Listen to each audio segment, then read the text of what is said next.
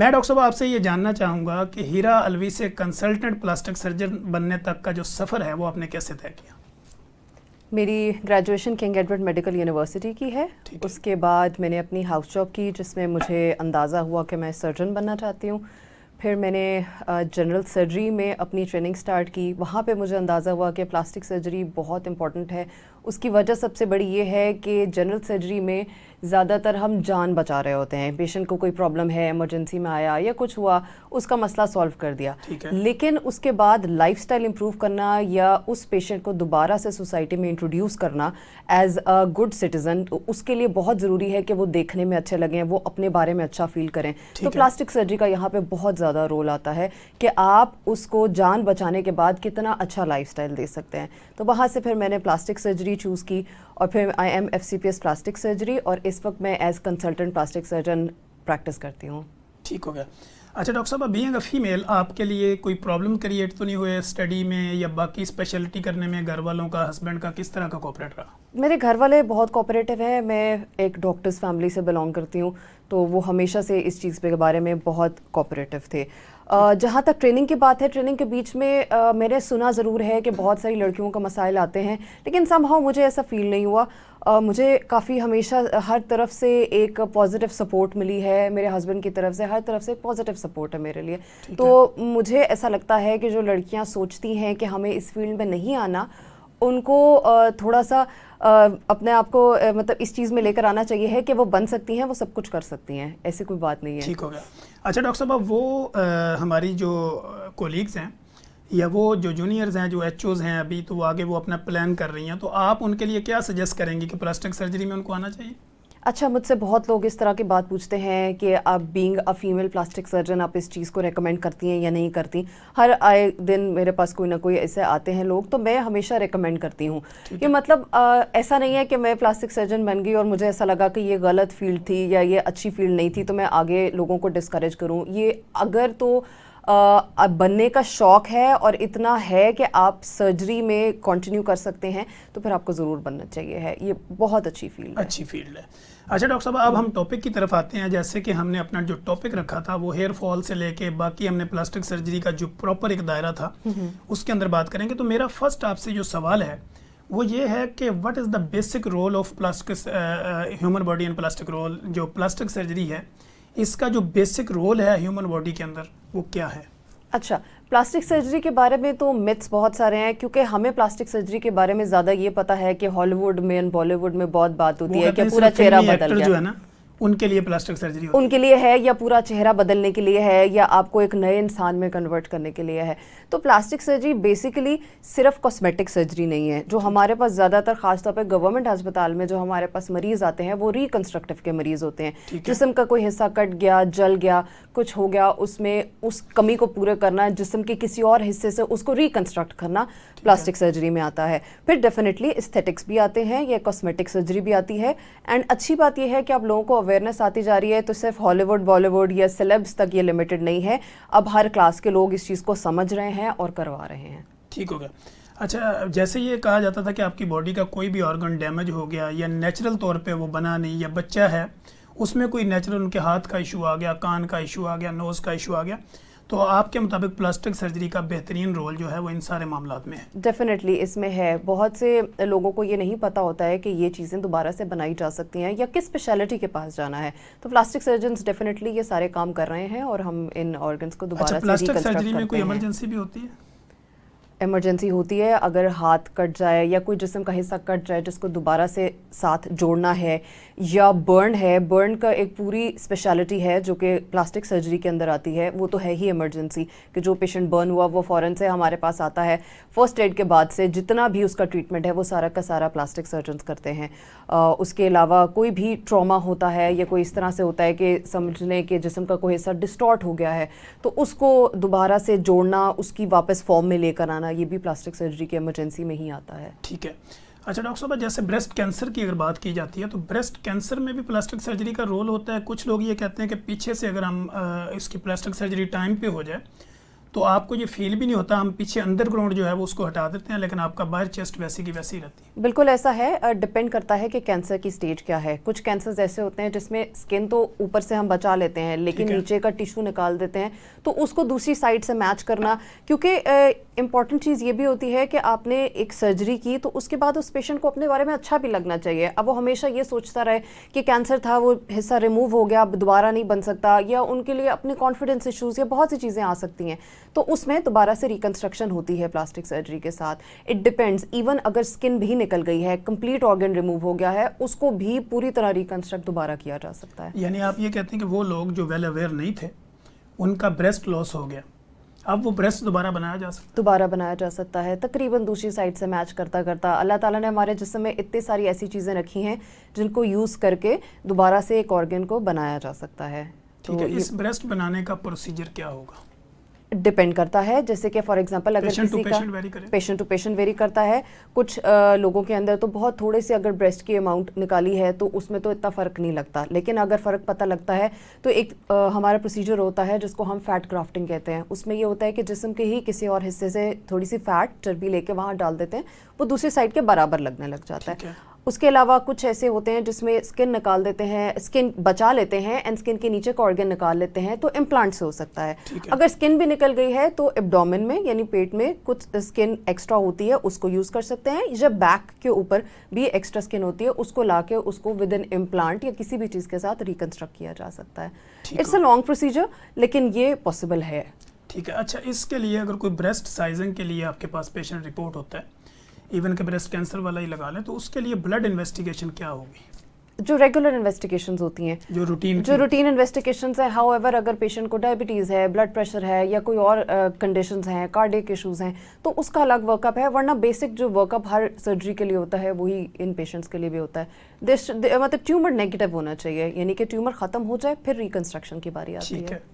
اچھا, دوسرا ڈاکٹر ہیرا, ہم یہ بات کرتے ہیں کہ جیسے آپ نے دیکھا امپوٹیشن ہو جاتی ہے جی شوگر والے مریضوں کی نا, پاؤں کٹ گیا, انگلی کٹ گئی, انگوٹھا کٹ گیا, یا کوئی حصہ کٹ گیا, امپوٹیشن ہوگی, تو کیا اس میں بھی پلاسٹک سرجری سے دوبارہ اس کا انگوٹھا بنایا جا سکتا ہے؟ جی بالکل بنایا جا سکتا ہے. ڈپینڈس کہ شوگر کنٹرولڈ ہونی چاہیے, کیونکہ اگر شوگر کنٹرول نہیں ہے تو وہ حصہ آگے جاتا جائے گا, وہ اوپر جاتا جائے گا. اگر شوگر کنٹرولڈ ہے, پیشنٹ کے باقی پیرامیٹر صحیح ہیں, تو پاؤں کی انگلی لے کر بھی ہاتھ کی انگلی بنائی جا سکتی ہے.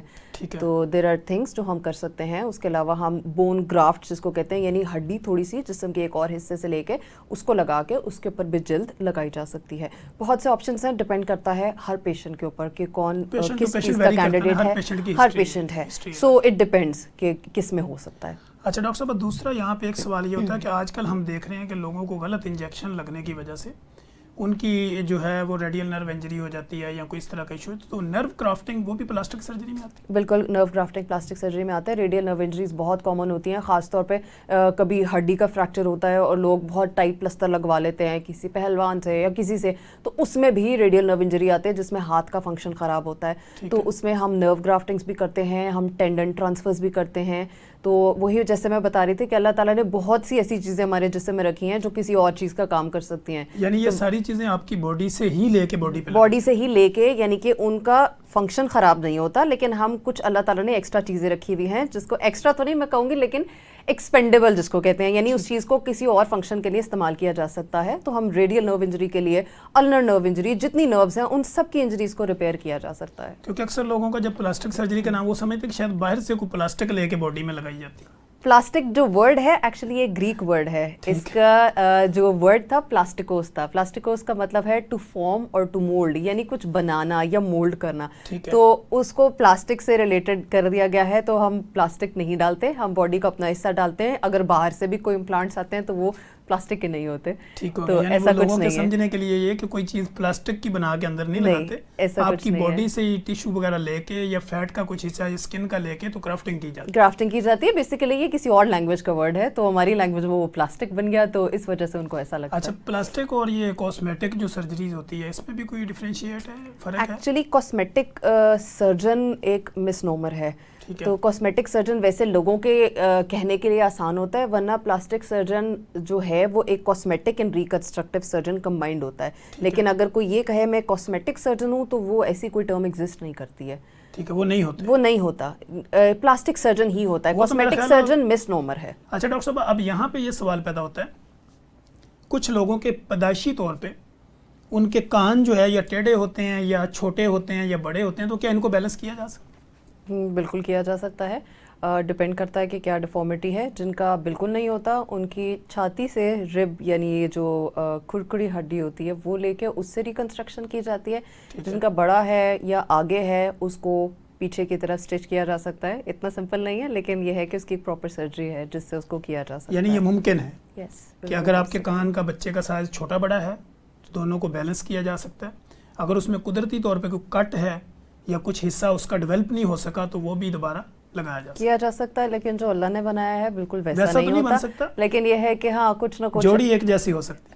ہاں تقریباً، لیکن یہ ہے کہ جو ریکنسٹرکٹڈ کان ہوتا ہے وہ بالکل نارمل والا نہیں، کیونکہ اللہ تعالیٰ نے کان ایک ایسی چیز ہے، اس میں اتنی چھوٹی چھوٹی ڈیٹیلز ہیں، اس کو دوبارہ سے بنانا ایک بہت اسپیشلائز چیز ہے اور دوسرے کان سے میچ اتنا نہیں کرتا، لیکن بنایا جا سکتا ہے، بالکل کیا جا سکتا ہے. ٹھیک ہو گیا. اچھا ڈاکٹر صاحب، اب یہاں پہ ہم نے دیکھا ہے کہ نوز کے ایشو بھی آتے ہیں لوگوں کو. بعض بندوں کی یا تو نوز ٹیڑھی ہوتی ہے یا کچھ اس ایک حصہ بیٹھا ہوا ہوتا ہے یا اس کی شیو خراب ہوتی ہے، تو اس کو ری شیو کرنے میں پلاسٹک سرجری کتنا رول ادا کرتی ہے؟ رائنوپلاسٹی اس سرجری کو بولتے ہیں، عام زبان میں اس کو نوز ڈراپ بولتے ہیں. تو اس کا رول ہے ڈیفینیٹلی. ہم پلاسٹک سرجنس بہت ریگولرلی رائنوپلاسٹیز کر رہے ہوتے ہیں. تو کوئی ہڈی ٹیڑھی ہے اس کو سیدھا کیا جا سکتا ہے، بیٹھی ہے اس کو اٹھایا جا سکتا ہے. ہاؤیور آپ کی ناک کو کسی اور کی ناک میں کنورٹ نہیں کیا جا سکتا. جو اللہ نے دیا ہے اسی کو آگے پیچھے کر کے کچھ نہ کچھ کر کے، جیسے وہ کہتے ہیں نا کس ناک کے ساتھ آیا تو اس کا مطلب کسی اور کا ناک ادھر نہیں لگ سکتا، نہیں لگ سکتا. جیسے لوگ آتے ہیں وہ سیلیبس کی پکچرز لے کر آتے ہیں کہ ہمیں بالکل ایسا ناک بنا دیں. تو جو آپ کے فیس پہ سوٹ کرتا ہوا ہے یا جو چیز آپ کو اللہ نے دیا ہے ہم اسی کو ہی تھوڑا بہت کر سکتے ہیں، لیکن ری شیپ کر سکتے ہیں. ہڈی ٹیڑھی ہوگی، کوئی چوٹ لگے، کچھ ہو گیا، اس کو ریکنسٹرکٹ کر سکتے ہیں، لیکن مکمل طور پہ چینج نہیں کیا جا سکتا. اوبویسلی بہت اچھا ناک بن جاتا ہے. اب تو بہت زیادہ ایڈوانسمنٹس آ گئی ہیں، لیکن وہ یہ نہیں ہے کہ سیلیب جیسا ناک آپ کا ہو جائے گا یا کسی ایک خاص بندے جیسا آپ کا ہو جائے گا. تو اپنی ناک میں کافی سارا کچھ ہو سکتا ہے. اچھا ڈاکٹر صاحب، ناک کو خوبصورت بنانے کے لیے کون سے ایسے میڈیکل پروٹوکولز ہیں جس کے اندر سے گزرنا پڑتا ہے؟ کوئی ٹیسٹنگ ہے، ایکس رے ہے، کوئی ایسا اسکین ہے، کیا ہے؟ اگر تو کوئی ٹراما تھا یا چوٹ لگی تھی تو اس کے اندر ہم اکثر سی ٹی اسکین کرواتے ہیں دیکھنے کے لیے کہ نیچے کی ہڈی کیسی ہے. اگر کوئی کچھ پیشنٹس ہوتے ہیں کٹا تالو، کٹا لپ جو ہوتا ہے، ان کے ساتھ بھی نوز کے ایشوز آتے ہیں، ان کے اندر بھی یہ ساری چیزیں ہوتی ہیں. کچھ ایکس ریز ہوتے ہیں، سی ٹی اسکین ہوتا ہے، وہ ہم کرواتے ہیں. ہاؤیور اگر ریگولر ناک ہے، کوئی تھوڑی ٹیڑھی ہے، کچھ ہے، تو اس کے اندر ریگولر جو بیسک ٹیسٹ ہوتے ہیں وہی چاہیے ہوتے ہیں، اس کے علاوہ نہیں چاہیے ہوتے. چیسٹ ایکس رے چاہیے ہوتا ہے کیونکہ سم ٹائمز ہمیں ناک کو ری شیپ کرنے کے لیے چیسٹ سے رب یا وہ جو کرکری ہڈی ہے وہ لینی پڑتی ہے، تو اس کے لیے وہ والے ٹیسٹ چاہیے ہوتے ہیں. اچھا ڈاکٹر صاحب، اگر کسی ایکسیڈنٹل پروسیجرز کے اندر ناک ویسے ہی آدھا کٹ جاتا ہے تو بھی اس کو بنایا جا سکتا ہے؟ بنایا جا سکتا ہے. اس کے اندر وہی بات ہے کہ باڈی میں کچھ اور جگہ ہوتی ہیں، کچھ ٹیشوز ہوتے ہیں جو ہم لے سکتے ہیں. فار ایگزامپل فور ہیڈ سے لا کے اسکن لگائی جاتی ہے، اس کے نیچے پورا کارٹلیج جو کرکری ہڈی ہے اس کا فریم ورک بنایا جاتا ہے، اس کے اوپر یہ لگایا جاتا ہے. ملٹیپل اس کی سرجریز ہوتی ہیں، سنگل سرجری نہیں ہوتی ہے کیونکہ ریکنسٹرکٹیو سرجری میں ٹائم لگتا ہے، کچھ مہینے لگتے ہیں. ایک پروسیجر ہوا پھر دوسرا ہوا، پھر اس کو نارمل تک لاتے لاتے ٹیکس ٹائم، لیکن پاسبل ہے، سب کچھ ریکنسٹرکٹ کیا جا سکتا ہے. اچھا ڈاکٹر صاحب، جیسے آپ نے تالو کٹے کی بات کی، تو تالو کٹے والے پیشنٹ کا کون سا ایسا اسپیشل ٹائم ہے کہ وہ جلدی آ جائے تو جلدی ریکور کر لے، جتنا ارلی سٹیج پہ آئے گا؟ ایکچولی جو کٹا تالو ہے اس کی جو ایک ٹائم لمٹ ہے نا وہ ہوتی ہے 12 سے 18 مہینے تک کی. 12 سے 18 مہینے جب کٹ جائے؟ ہاں، کٹا وہی ہوتا ہے نا جب پیدائشی کٹا ہوتا ہے، تو اس میں یہ ہے کہ 9 to 18 منتھس ایکچولی ایک ٹائم ہوتا ہے جس میں ہم کرتے ہیں. اس میں پیشنٹ کا ویٹ میٹر کرتا ہے، خاص ویٹ سے زیادہ، کیونکہ ان بچوں کے اندر ڈیفیشنسیز نیوٹریشنل بھی ہوتی ہیں، وہ صحیح سے دودھ نہیں پی سک رہے ہوتے ہیں، سکنگ کے لیے پرابلم ہوتا ہے. تو ایک اسپیسیفک ویٹ ہوتا ہے لیکن اس کی ایک ایج ہوتی ہے. امپورٹنٹ چیز یہ ہے، لوگ کہتے ہیں یہ بڑا ہوگا تو ہم تب لے کر آئیں گے. وہ جب وہ بڑا ہو جائے گا اور اس کی اسپیچ ایک طرح ڈیولپ ہو گئی تو پھر اس کا جتنا مرضی تالو کو آپریٹ کر لیں اس کی اسپیچ ٹھیک نہیں ہوگی. تو 18 مہینے تک بچے کی اسپیچ ڈیولپڈ اس طرح نہیں ہوتی، تب تک جو بھی سرجری کر دی جائے تو اسپیچ ڈیولپمنٹ ہو جاتی ہے. اس سے لیٹ کیا جائے تو بہت مشکل ہو جاتی ہے، تو اس لیے چھوٹے بچے کا ہی ہوتا ہے یہ. اچھا ڈاکٹر صاحب، ہماری وہ آڈینس جن کو نہیں پتہ چلتا کہ تالو کٹا ہوا یا نہیں ہوا، تو وہ کیسے اس کو جج کریں؟ نہیں ان کو پتہ آئی تھنک لگ جاتا ہے. جو پیرنٹس ہوتے ہیں ان کو تو بہت ایزیلی پتہ لگتا ہے, کیونکہ بچہ لیٹ بولے گا یا کیا نہیں اس سے پہلے ہی ہوتا ہے, کیونکہ پیرنٹس نے بچوں کو دیکھا ہوتا ہے, تو وہ جب منہ کھولے گا روئے گا ان کو نظر آ جاتا ہے کہ تالو کٹا ہوا ہے. تو موسٹلی تو یہ ہوتا ہے. ایک اس کی فارم یہ ہوتی ہے جس میں اوپر سے اسکن پوری ہوتی ہے لیکن اندر سے اس کے اندر تھوڑا سا مسئلہ ہوتا ہے, وہ پھر لیٹ پتہ لگتا ہے. ورنہ ادروائز جو کٹا تالو ہوتا ہے وہ نظر آ جاتا ہے, اور اکثر وہ کٹے لپ کے ساتھ ہوتا ہے تو وہ تو ویسے ہی بہت ایزیلی نظر آ جاتا ہے.